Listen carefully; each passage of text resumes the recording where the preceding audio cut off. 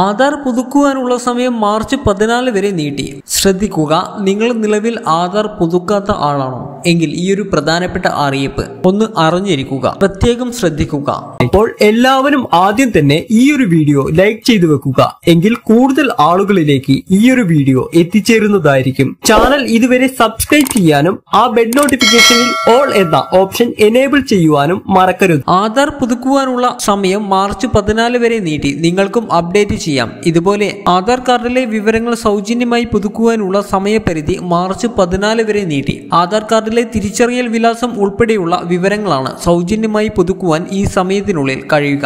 സൗജന്യ സേവന കാലാവധി നാളെ അവസാനിക്കുകയാണ് തീയതി നീട്ടിയത്. എൻറോൾമെന്റ് തീയതി മുതൽ 10 വർഷത്തിലൊരിക്കലെങ്കിലും ആധാർ വിവരങ്ങൾ അപ്ഡേറ്റ് ചെയ്യണം എന്നാണ് യുണീക്ക് ഐഡന്റിഫിക്കേഷൻ അതോറിറ്റി ഓഫ് ഇന്ത്യയുടെ നിർദ്ദേശം. ആധാർ വിവരങ്ങൾ പുതുക്കുവാനുള്ള ആദ്യ സമയപരിധി നേരത്തെ ജൂൺ 14 വരെ ആയിരുന്നു. ഇതാണ് പിന്നീട് ഡിസംബർ 14 വരെ ആക്കിയത്. ആധാർ നിങ്ങൾക്ക് തന്നെ അപ്ഡേറ്റ് ചെയ്യാം. ഈ ഒരു രീതിയിലാണെങ്കിൽ UIDAI പോർട്ടൽ വഴി ആധാർ രേഖകൾ സൗജന്യമായി പുതുക്കുവാനുള്ള സൗകര്യമാണ് ഒരുക്കിയിരിക്കുന്നത്. myAadhar.uidai.gov.in എന്ന വെബ്സൈറ്റിൽ ഡോക്യുമെന്റ് അപ്ഡേറ്റ് ഓപ്ഷൻ വഴി രേഖകൾ പുതുക്കാം. അക്ഷയ സെന്ററുകൾ അടക്കമുള്ള ആധാർ കേന്ദ്രങ്ങളിൽ പോയി ചെയ്യുന്നതിന് 50 രൂപ നൽകണം. 10 വർഷത്തിലൊരിക്കൽ ആധാറിലെ വിവരങ്ങൾ പുതുക്കുവാനാണ് UIDAI പ്രേരിപ്പിക്കുന്നത്.